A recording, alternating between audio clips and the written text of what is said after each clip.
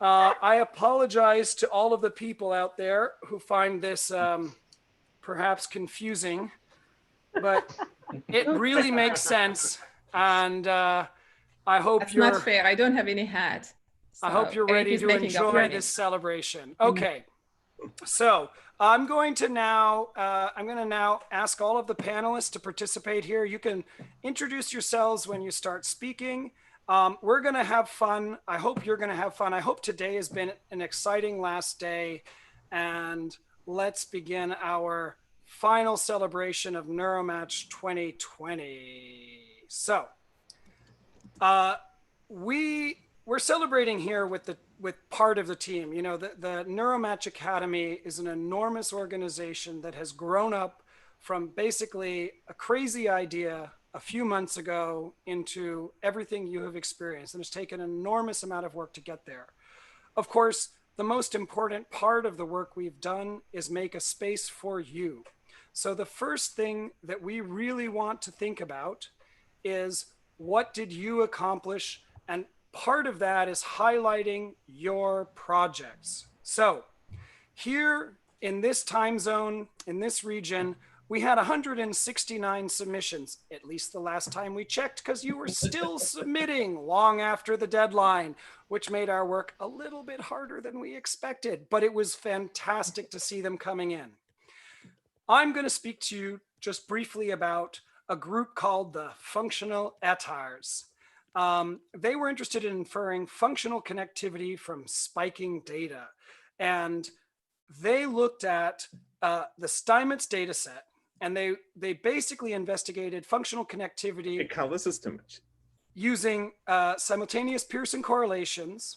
And they built a big correlation matrix, and they tried to find the lags between all of the neurons, and they computed pairwise lag-specific correlations, which is pretty impressive. It's a huge data set. They also accessed the Allen Institute's visualization system to visualize the anatomical location of their data, and they would like to continue their analyses by building a GLM to predict spiking activity. And while they had many challenges throughout their project, from RAM constraints with Google Colab and laptops overheating, they learned a lot, and they did a great project.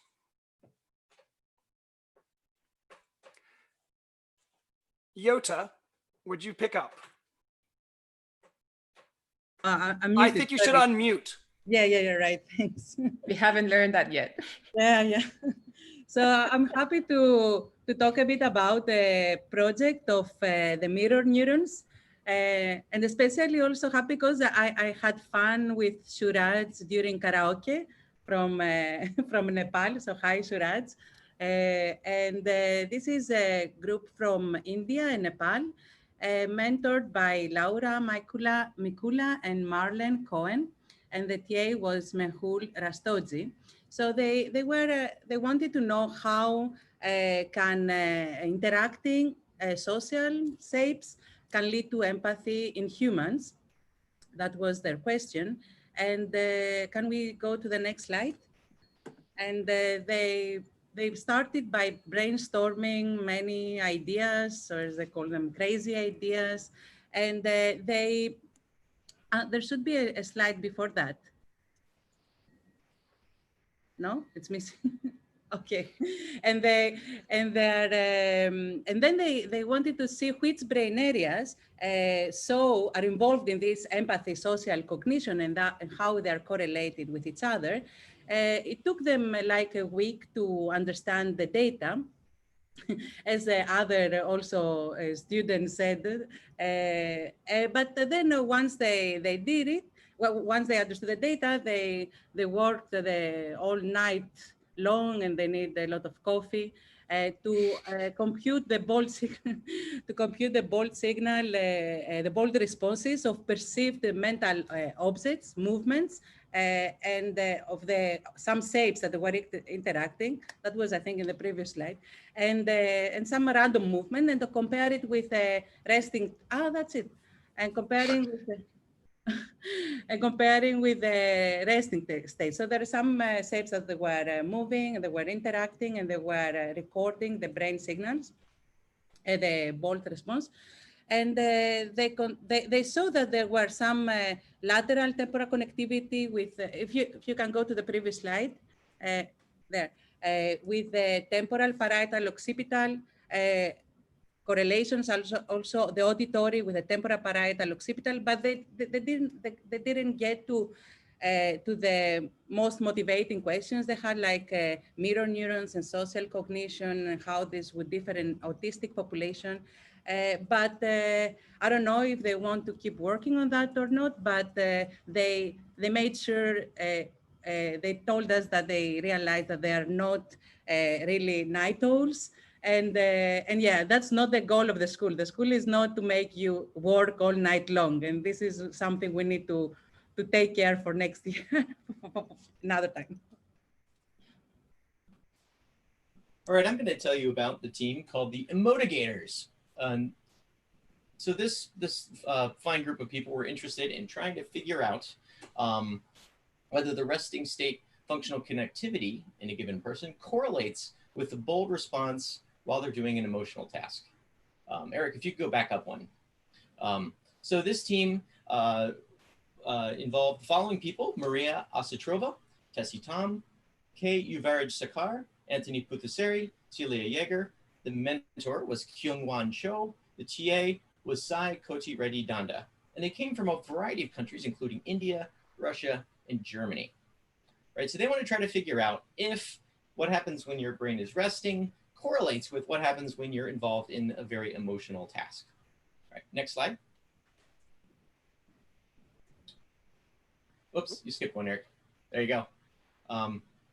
So as you can see from these results, what they were looking for was to find these correlations. And so they looked at correlations across brain areas, and they found that there were activated emotional regions in the brain that form two distinct clusters. One dense cluster in the visual cortex, and another dispersed cluster among a variety of areas, including the temporal, the parietal, and the frontal lobes. So basically what they were finding here is that there are specific regions of the brain that work together and correlate during the emotional task itself. And they looked at how these differed from when people's brains were actually at rest. And they worked incredibly hard and incredibly well together, and they were extremely happy to learn about the value of peer programming and peer problem solving in the process of coming up with these results. And that's it. Moving on to the next one. I get the pleasure of doing this one. This comes from Pod 109, the Pinta Vicuña, and no less, this group is the Debonair Vicuñas. And they consist of Nikatas Sodakos, Stefano Bettani, Angela Luo, and Pranjal Garg. And the TA was Peter Vincent, and Medad Yazayeri was their mentor. And this was a really multinational group from Italy, Greece, UK, and India. And that's really great. And they tested a theory, they undertook a theory simulation computation project to build a stable bump attractoring recurrent network model. And they searched the literature, and they searched and searched, and then they created a leaky integrate and fire class to facilitate, and then made a network with every fourth excitatory neuron connected to 7 inhibitory neurons. So it's pretty cool. And then they achieved their goal of getting a sustained bump of activity, and they balanced excitation, inhibition, did all that good stuff, and added 6 points to correct for the drift. And so they found the optimal number of fixed points to maximize stability and minimize drift, and then simulated 120 neurons as a final step. So that's pretty impressive. And this is, we chose this one because it's theoretical, but it's also an excellent demonstration of an ambitious project, but tractable, okay, tractable, that was able to be completed in the short time that we had at the NMA. And it shows the successful construction of a working ring attractor model that exhibits the dynamics appropriate for the maintenance of bump of activity for a cyclic variable like space. There you have it. Hello, I'm Elnaz, and I'm happy to be presenting the fabulous dancing, puffing gamblers. And I guess I have to be dancing when I'm presenting this. And well, except this one as a dancing.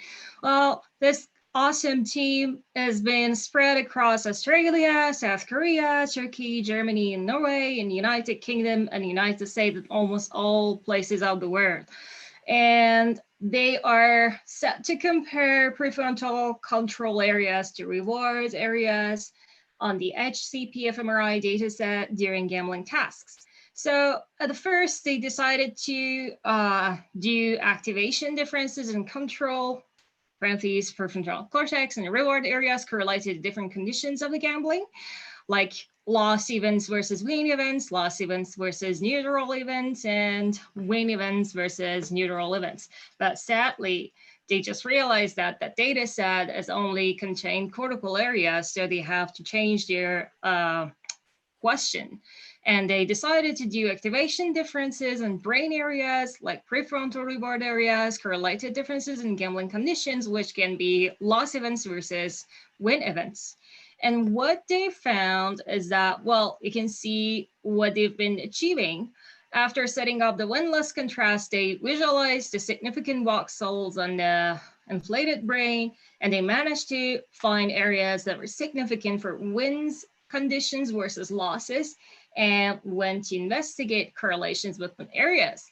And while they're getting to the first steps, they used a number of NMA tools and learned a lot of things in this project.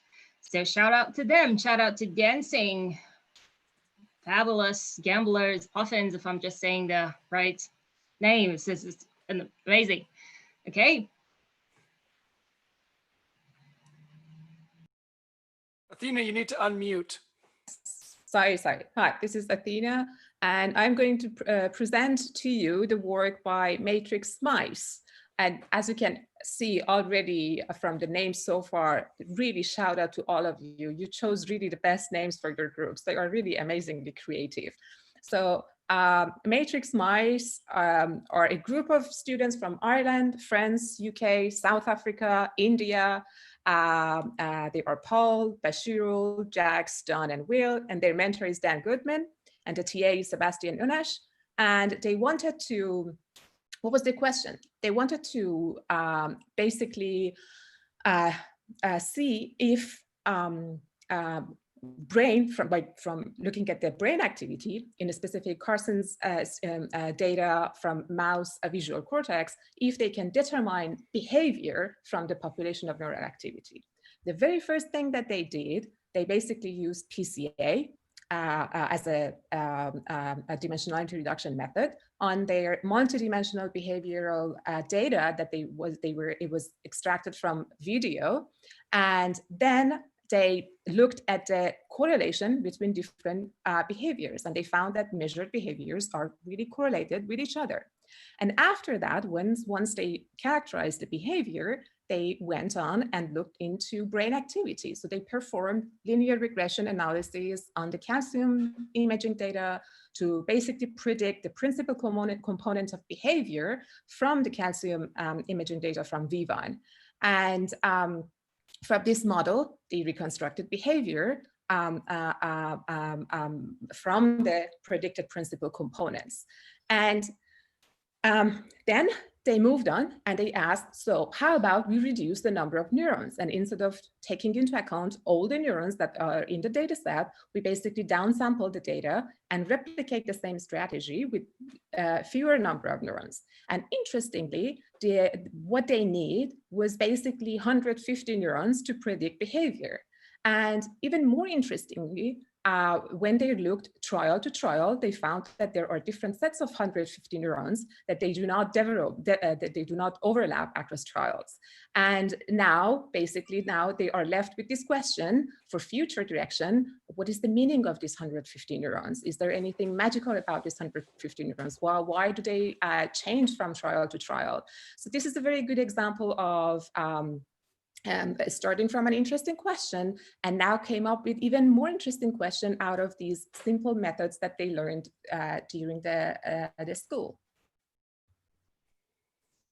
All right, I am Beth, and I am going to be talking about the Guess What group.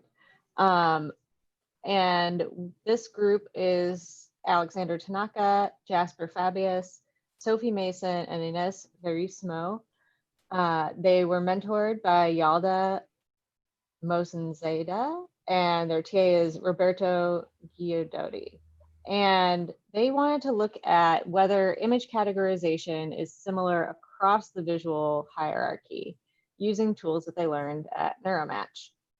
And so they started with a simple, clear approach. You know what, let's clear out some of this noise, use PCA, and do some clustering to find representations. But the operative quote for their work is, "Our weapons are useless," because basic clustering didn't work. And this adventure started to see, okay, if that didn't work, what can we do next? And so they tried various nonlinear dimensionality reduction methods, and then they tried clustering again on that. And then they saw that there were a lot of possible clusters with some possible weak effects, but nothing really, you know, rose to their threshold of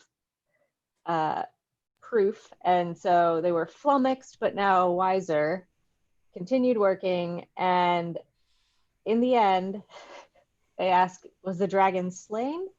And illustrated their cluster quality. So they tried a lot of different approaches and didn't pull out clear distinctions between the brain areas, which was their goal, but they still found some representational structure. And you can see what two of these clusters look like. And they realized that representational similarity decreased with distance. So it's a very promising start. It is definitely, okay, more than I think I could have done in 2 weeks of this course. So kudos to you, and very promising and very nicely presented, guys.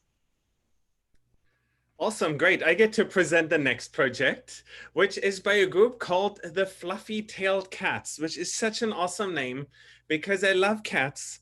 And the favorite song of my 6-year-old daughter is Pink Fluffy Unicorn. So I hear the word fluffy really, really, really frequently.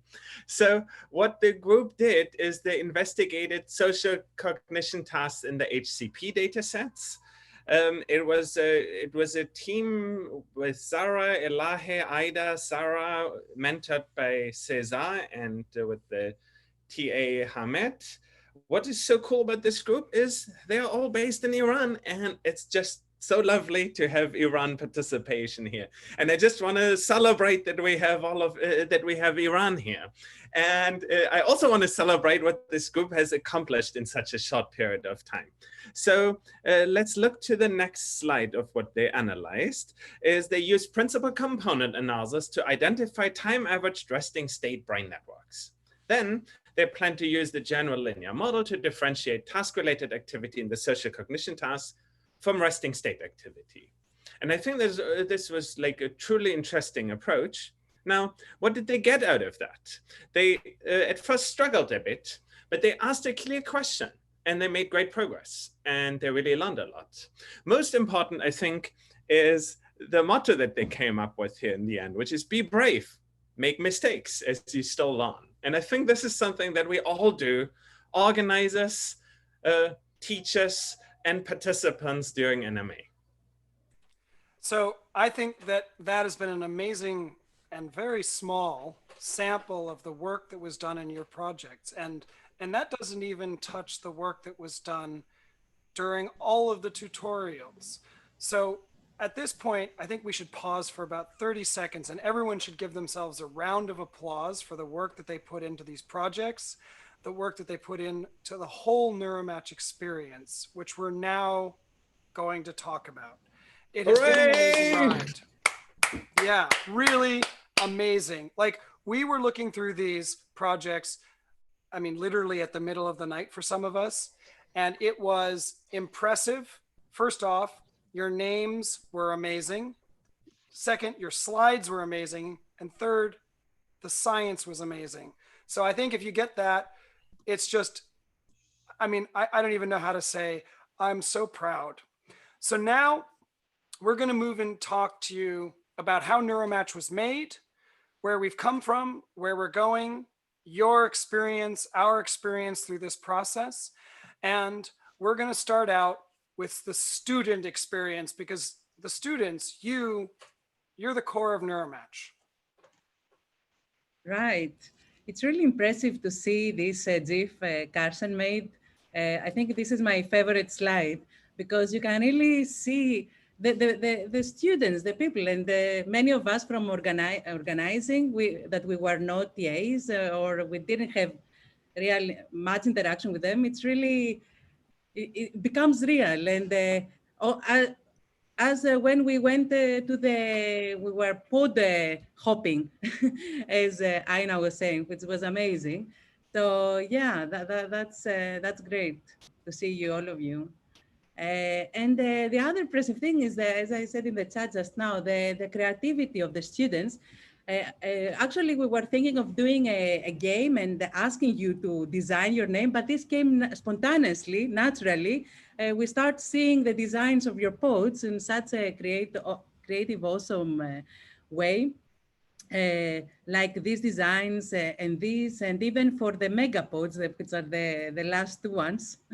And and we created an art gallery. I don't know, you can still go to the Mozilla Hubs and watch all of them in the art gallery. And here is a nice other visualization from the invaluable chimpanzees that illustrates all different conditions, emotions, situations that the students went through the, or may go through the school. And the other is, but except from the school and the science and the interaction through science, we tried to provide the platforms so that the students can interact in a social way. And like the Hangout in Mozilla Hubs, as you see here, there are several, in the top right, it's the art gallery. It's a selfie from the art gallery. And we also have like really cool cartoons from Zeke that accompany the different activities. As we will see, for example, in the next one, that we also, accept the virtual and online activities, we tried to incorporate some physical activities and like the yoga. So because we understand that it's really hard to be so many hours online in front of a computer. So we tried, it was nice. I did the yoga, it was awesome. And we also, the other activity we organized was the karaoke, which I was organizing that and I was also participating. I was having fun, as I was said before. Yeah, that was also a fun part of the student life. And yeah, and we can move on with how relentless and inspiring this has been and is. Oh, I get the amazing part. Okay, I'm back. Right, so NMA was relentless and inspiring. And this was just so amazing to see this much of activities and discussions going on everywhere, and Neurostar and Twitter. And wow, that was always hard to catch up. There was always a lot of comments and discussions going on, and you could never catch up with it. It was alive, it was relentless, it was restless. And this is so refreshing to see this. I enjoyed it so much. And well, behind all this NMA workshop in the school, there was a lot of activities behind the scene. See our Slack's activity stats. So it's been growing more and more during the time from April to very today, well, very now at this moment, and see how many people have been active. And well, and here is the number of the messages that have been also growing by the time, and as the number of the members have been growing and how it goes. Oh, go back to this previous slide. Oh, yeah. So you can see some t-shirt design in the behind of the slide. Some people of the leadership characters have been using the "it won't be much work" phrase so much that it turned to be a catchphrase for all of us.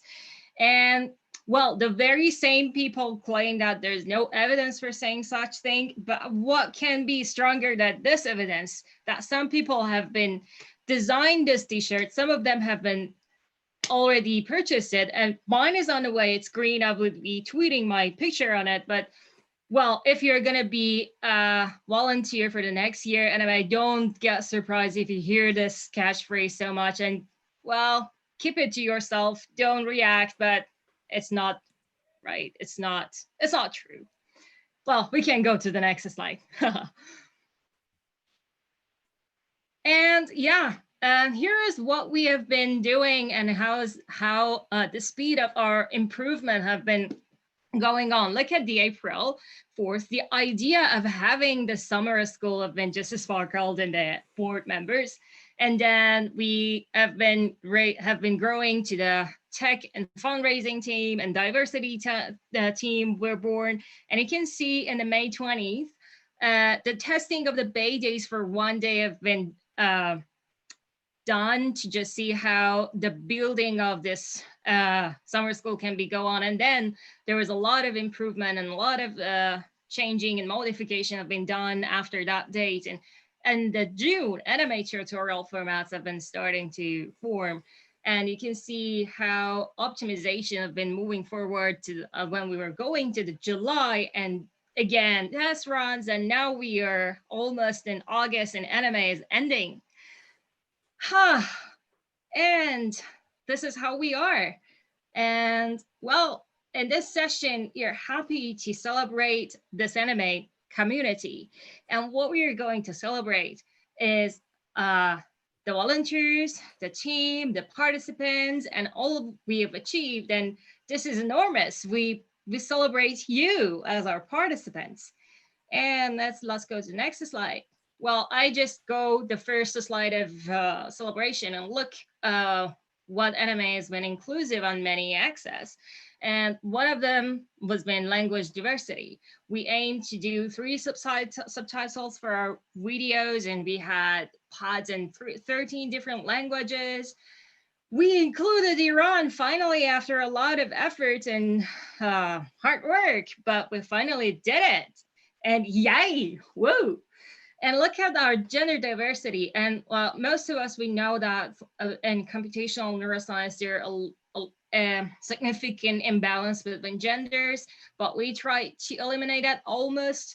And we have almost equal female to male ratio.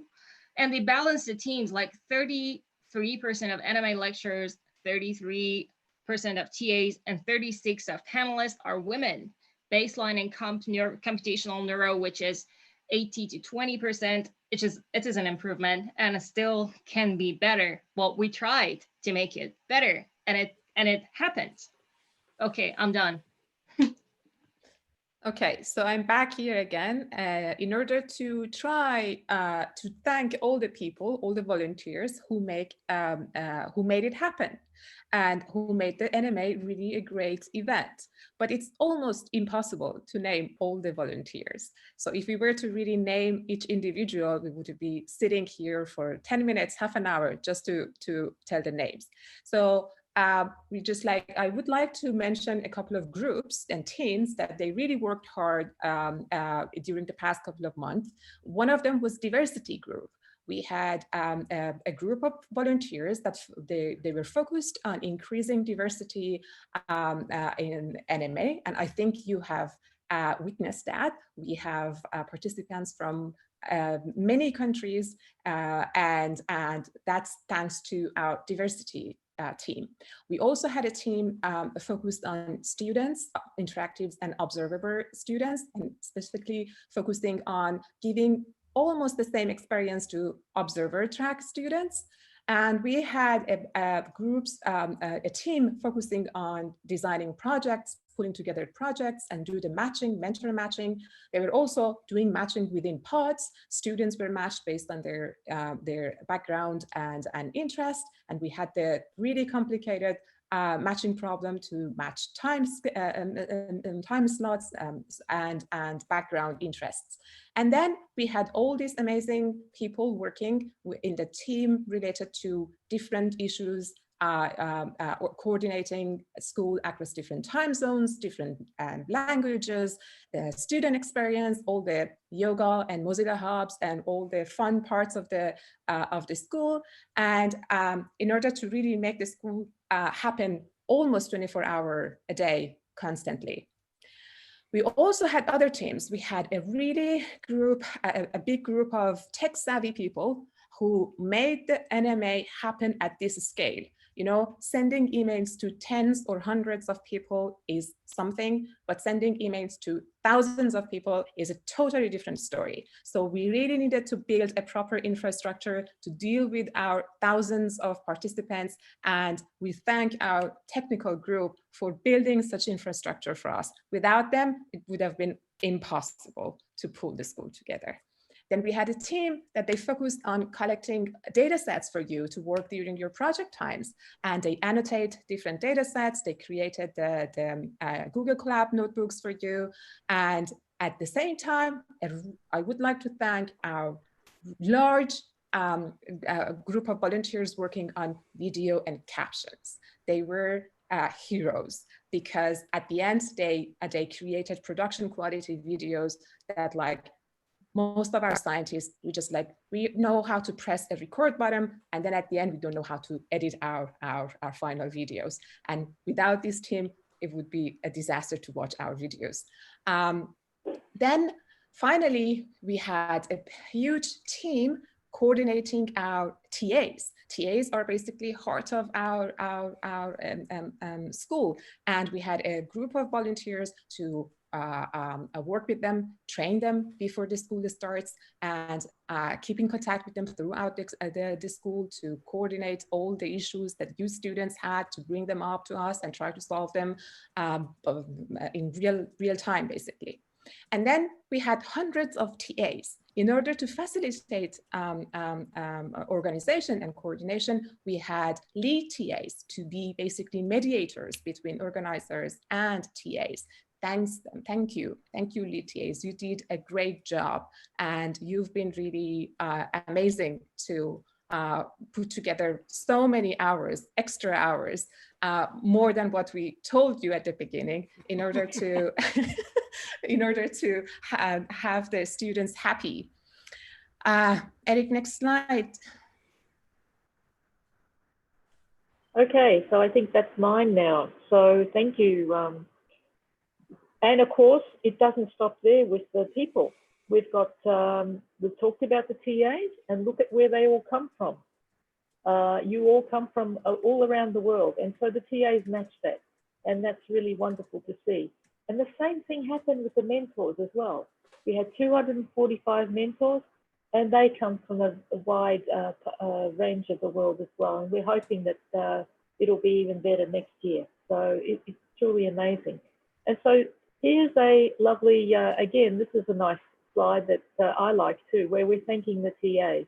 So let's just take a moment and look at these lovely smiling faces, and remember these people for all that hard work that they did, and all the worry that they did, that you guys were getting the material absorbed right. It's just amazing. And I interacted with a lot of TAs, and I am so grateful to you for your diligence and your kindness. Thank you. And the mentors, and there's a huge list here. So there are people of all sorts of persuasions, from of course, from the computational modeling side, from cognitive and systems neuroscience, and cellular and molecular neuroscience. There's people in here from philosophy as well.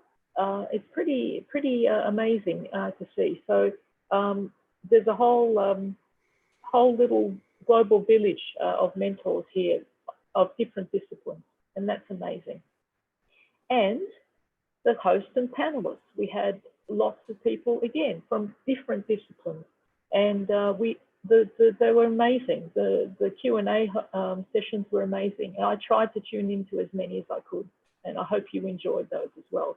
And of course, now you guys, you came from many parts of the world, and this is a snapshot from all of the parts of the world you came from. There was a big big blip there in over London town, and that topped us out. But you can see everybody is represented there beautifully, and we've got a little box down the bottom. Oops, just if you can just go back, a little box down the bottom reflecting the China participation as well, because there we needed specialized software that, of course, Google didn't work, so we had to find alternatives so that our friends in China could participate as well, and that was really, really lovely to see.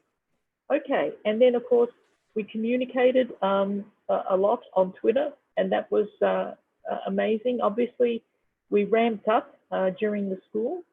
New followers ramped up, impressions and mentions as well. So it was just all happening. And I think that would be, I'm still going, am I? I don't know the numbers. I'm just going to go until Eric tells me to stop.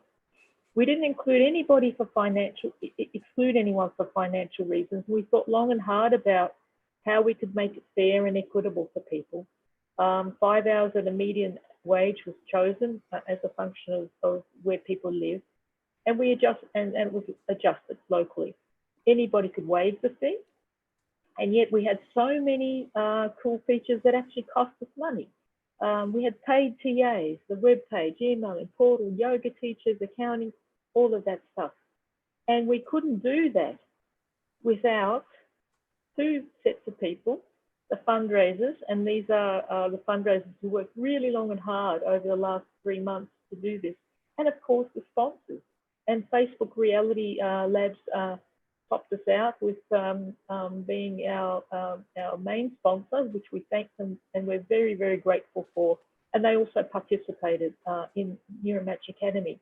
And then here are all the institutions. There are educational institutions, there are foundations, there are all sorts of organizations that helped us financially. And we are incredibly, incredibly grateful. Thank you. And I think this is where I finish and I hand it over to the next person. Brad, you should unmute yourself. Brad, I figured that one out. So you may have all noticed that we have a curriculum. I don't know if you noticed, this was one of the things that we did. And we didn't find it on an FTP server somewhere.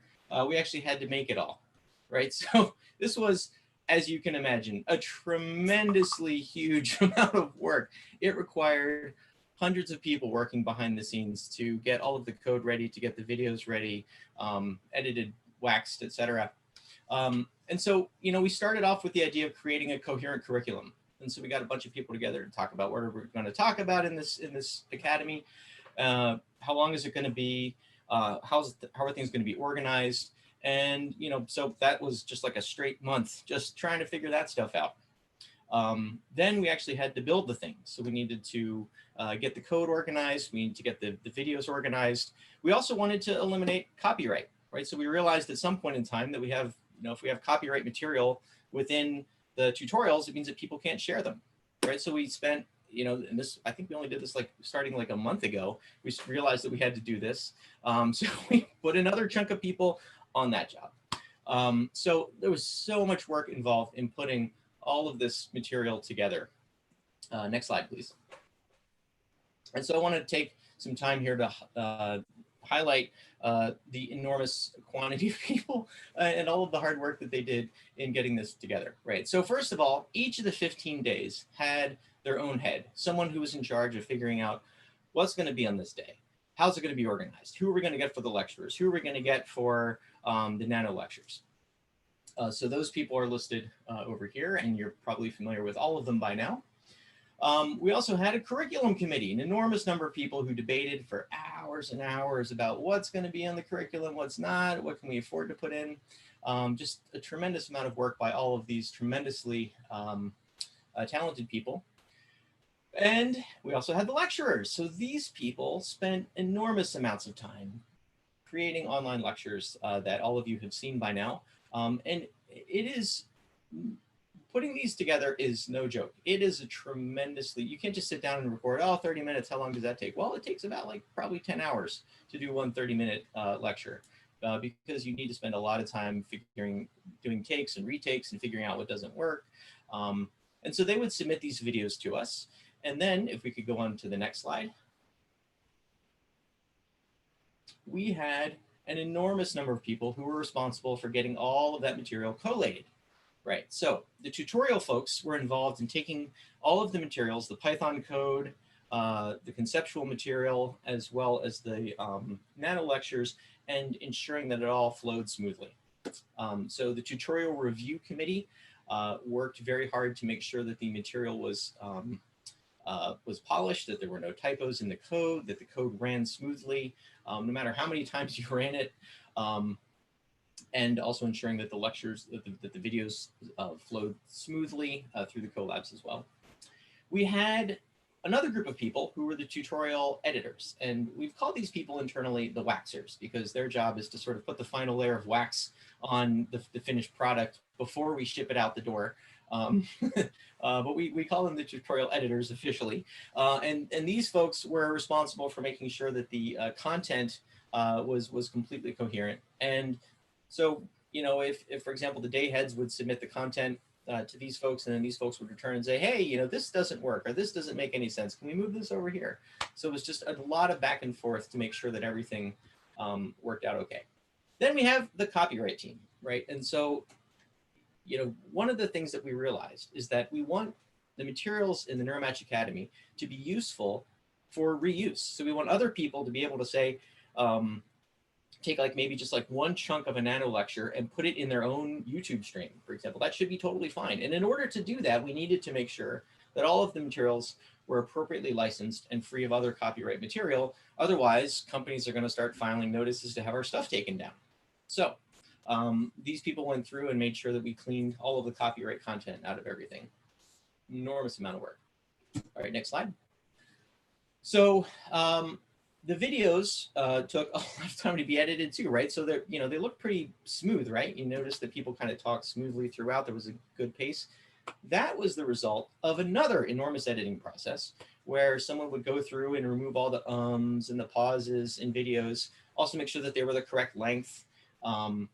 We had the caption crew who went through and, right, so, you know, YouTube will generate automated captions. So you might think that that's easy, but the problem is YouTube captions are terrible with jargon and scientific content, right? So it will, for example, rewrite the word Gaussian as gardens, depending upon who's speaking it, right?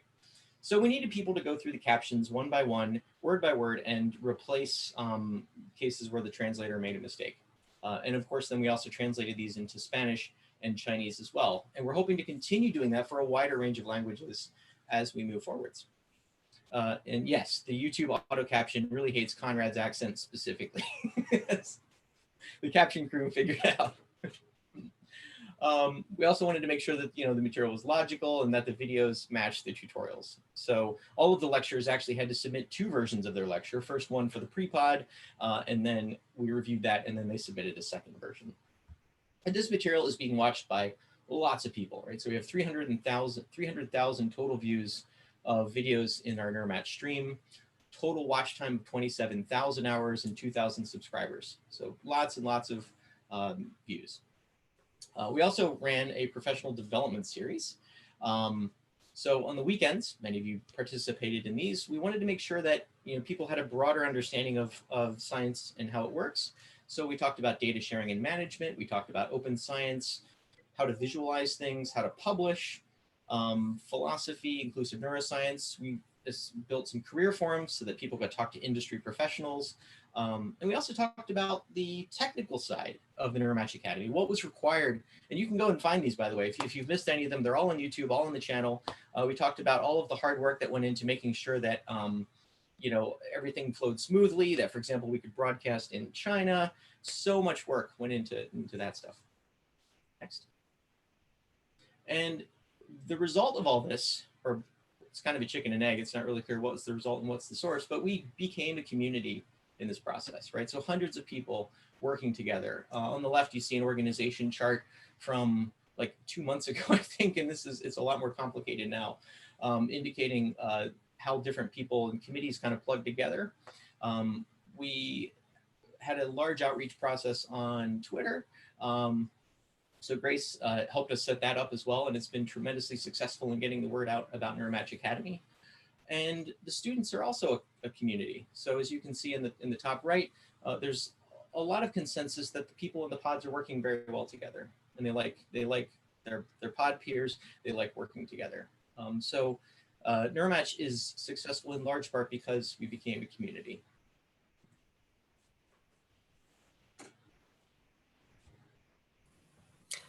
Okay, so we've talked about the history that's been made so far with NeuroMatch Academy, but let's talk about how we can make even more history going forward. One bit that's happening is that despite the fact that the 3 weeks of the school itself are over and you can all take a little bit of a nap, NMA will continue in the sense that you will be sent matches. So you'll be given other people that you can contact matched by topic area. So if you're interested in the same research area across NMA, you'll get matches based on that, and also matches based on location, so that you can start your own local physical NMA chapter, at least when it's safe to do so based on your current circumstances. In addition to keeping the students in contact, we also want to kind of package our materials in a way that is useful for everyone. So that involves converting each day of the course into a didactic paper. And then also kind of combining all of those into a book that can serve as a TA in a box, so that this can be spread even further beyond the people who were able to participate this year. We also want to share what we learned by building NMA. So sharing our tech stack and the technical difficulties that we faced. And I think if you've attended some COVID online conferences, you know, they have varying levels of success on the tech side. So we want to make sure that all future online conferences can be successful and share the lessons that we've learned there. We also want to share what we learned about the school itself. So team building and community optimization, and the tutorial format that we used, all of that we want to share. Now, a question that's been asked before NMA even started in July, people were asking, will there be another NMA? Will there be more of this in the future? Or is this just in response to the pandemic? And the answer to that is that, yes, there will be more. We've already reached this many countries, so we want to keep going. So the thing that you can do, if you can go to the next slide, is you can tell your younger student friends, if you were a student, that you can that they can participate, and also we could use some help in recruiting people as faculty members. If you all benefited from your faculty mentorship, then we need more people to participate that. And also, if you were a student this year and you really like the experience, you can be a TA yourself next year. So we will start planning that as soon as people are caught up on sleep. So more information is coming from Conrad on that end if you want to participate. Great, awesome. So I heard on chat that wearing the biggest hat is the new competition. So I realized that my hat is pink and awesome, but I will switch to a bigger hat just to at least have a shot in this come on, I'm winning. Yota totally stepped up the game in the middle of this. Yes, and without falling. Conrad, that is cheating. Why is that cheating? It's just like hat upping your game. I can do that too if you. The dynamic process. Come on. All right. What if we do multi-hat? Who can do the most hat?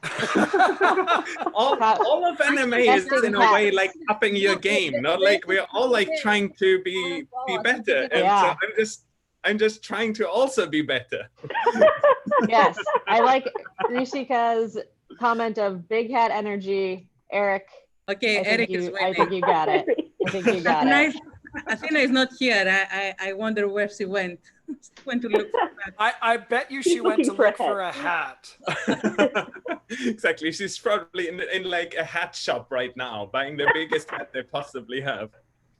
Okay, but it's time to get going. I'm sorry, but we are like all a little bit in a party mode here, as I guess you can all hear. So I'm not sorry. But let's go straight to like back to NMA. So NMA was awesome. No? Like I thought it was incredible, and it's amazing what the team did in that short period of time. But there's no doubt that NMA should be better, and we realized that. No? Like there's weaknesses in the curriculum, like some of the things that I did for base day were quite suboptimal. And there's undoubtedly other things that we could make better. There's, of course, still weaknesses in the tutorials. Not like it's a crazy amount of content. There's weaknesses undoubtedly with the way we manage projects. There's weaknesses in inclusiveness. Not like you saw that our presence in Africa isn't nearly how it should be. And in general, like we should be better. And for that, we will need your help. And thanks for the evaluation team here for helping us track the learning throughout the course, which was awesome, but we still need to get better. So, and to get better, we will need you. And we will be, in a second, if one of my co-panelists could do that, share a link to that. But I want to just give you a few roles in which you could help us volunteering for the team. So the first one is the evaluation team. We really need to understand how we can be better. We have a ton of data. We collected basically all the data we had, both on what happened on our side. We have, of course, like the whole Slack history. We know how people tweeted about us. We basically have all the data, and where, as you saw, you had to do reflections like every day. And I know that was hard, but like that is what will now enable us to be better. So taking that data and making it useful and making it into concrete ways of making NMA better is the next step. And we will be looking for people to help in that evaluation process. We also want to put together a team for the book. So what's the idea? Why do we need a book? You can say, well, it's all online. Well, but it turns out that once we move it out of that space where you're in a pod with your TA, a book could be super useful. It could kind of project this voice of the TA that unfortunately the observers can't have. So the idea is then to make intro and outro into the text, project the voice of a perfect TA, further harmonize the way it's communicated. It would be roughly 6,000 words each chapter is the idea. And we already started talking with MIT Press about it, who think this could be an awesome idea. So what would that team be looking for? Well, we need people who are good at writing, and we need people who are good at like structuring and editing things. And that's going to be a very different skill set as, say, optimizing tutorials. The next thing is, within NMA, there's actually truly interesting computer science problems because of the size that we have. So this is a problem that at first we thought was kind of easy until we started doing that, and Patrick ended up solving it. But like NMA has ordered 2,000 students, 9 time zones. Everyone chooses a preferred and an acceptable ones, 200 TAs with time zones. Affinity scores between pairs of students and TAs, and potentially between pairs of students. What's the goal? Find the global optimal assignment. It's a really interesting computer science problem for which we have trouble finding like optimal solutions. And to bring it home, we're going to need all of you to help us make NMA 2021 successful. We need to know what we should add, what we should subtract, where we succeeded, where we failed, and we're going to need people. This year, we had an enormous outpouring of support. We had an outpouring of support financially. We had an outpouring of support in terms of people volunteering their time, their energy, their hearts. And we don't know what we'll encounter next year. We don't know what next year will be like. And we really would like you to help us, because you're the people who know the most about what we did right and what we did wrong. We look to you, and we hope that you will join us in this process. And of course, next year we're going to need new TAs, new lead TAs, new waxers, new video editors, new captioners. There's going to be a set of roles that we know we filled this year, in part because of luck and in part because everybody wanted to support this amazing project to give back to the community. And now you've learned something from this process, and we hope that you will be willing to give back as well. So we have this volunteer survey call to action, and I think we should probably put this in the chat. Conrad, do you want to do that? Yes, we already did. It's been like 4 times. Excellent, excellent. That's what I like to know. See, this is the thing about NeuroMatch. Whenever something goes wrong, you know that your teammates, your co-organizers, your colleagues, they have your back. And that is truly, truly fantastic. So I don't know. We're here. We want you to join us. This is going to be an ongoing project. And I guess what I need to do now is say, I'd like everybody who's here on this panel to just give us a little bit of your thoughts, your experience, what this meant to you. I've been watching the chat. It's just amazing to hear how you have felt about this process. We're gonna continue thanking people. We're gonna talk a little bit about what we experienced. Join us next year. Thank you for your work, your participation, and this is our attempt to thank as many people as we possibly can. So yeah, I don't know. First, Yoda, thank you for going and getting that hat. My pleasure. I just got jealous. I was without hat. I'm sorry, Athena. I left you alone. Exactly. I was hoping that you will be like me, but now I'm yeah, alone. yeah, yeah. But you almost win me, Eric, with so many hats you wore. That's really an awesome. Just That's an to, awesome. to notice, Yoda is just like this. When she realized that something's missing, she fixed it right away. She found a hat like that out of nowhere in a very short time. I don't know how she does Which is that. the coolest hat. Yeah, it's a safe. Drive safely. Don't drink and wear a helmet. Wasn't it weird how hats became a thing? It was like initially it was just a response to the fact that people said that the first day wasn't working properly. I remember being confused because somebody explained to me that there was a what hat, a how hat, and a why hat. And I just have like baseball caps and sunshades, and I didn't know what a why hat was. Or a latent hat, like Athena is mine is a latent. Mine is a hidden hat. I think we can all infer that Athena has a very nice hat. She has a beautiful hat. A virtual hat. A virtual hat. So I guess, I don't know, does anyone have anything specific they want to say? So we can thank everybody again, but we should try to figure out what the right celebratory last thought is. I can see Conrad smiling. I would like to say we have some questions, and there is still that we answered by typing, and then Mel is asking about superpod interactions. Yeah, well, I think there was some students, they self-organized to Telegram and via the Neurostars. But yeah, that's something that it's cool to keep the community alive. Absolutely. Yeah. Be in touch with each other. Be in touch with your TAs, with your mentors, with us. Yeah, we don't say goodbye forever. I know what has that work that matters. Yeah. And so it's on all of you to keep it alive. I just wanted to say that I've been involved in an online hat trick now, no pun intended. We had OHBMX, which was a Twitter conference. Then we went to OHBM online for 3,500 people, and now NMA. And this was an amazing experience. And, you know, we can do low carbon footprint meetings. We can be together, and we can be jet lagged without leaving our homes. Yeah, that is something that I'm amazed by. So I ran a couple of summer schools for many years, and I never got much sleep. And somehow I had the naive hope that with so many people around the world helping to run something, maybe I would actually get a little more sleep this time. But in fact, that doesn't work that way. Well, Eric, it won't be much work.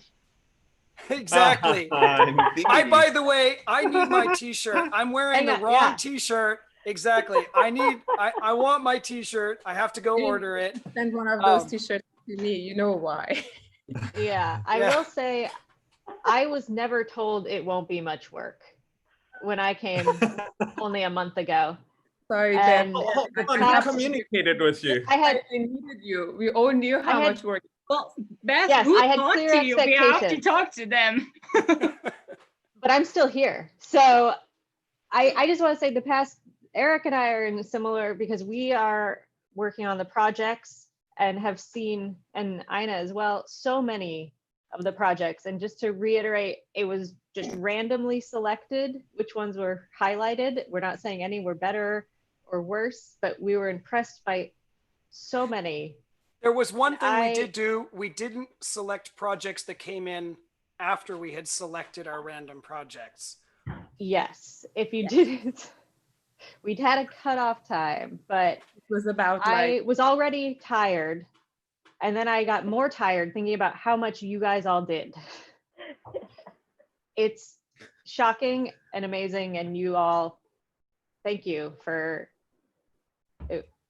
sharing everything you did with us. It really made it all worth it, not sleeping the past 24 hours or longer. So. Well, I think with that, it's time to close the European, Africa, Mideast region closing celebration. I think we all look forward to seeing you in some way in the Neuromatch Academy community going forward. We hope to see you participating, volunteering, being a TA, being a book editor, a waxer.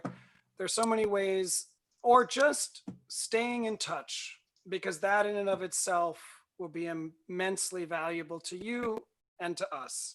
So for me personally, I want to thank all of the people who are sitting here with me, who've been absolutely amazing colleagues. I want to thank all of you who've done amazing work, and we'll see you soon. See you. Yeah. Bye.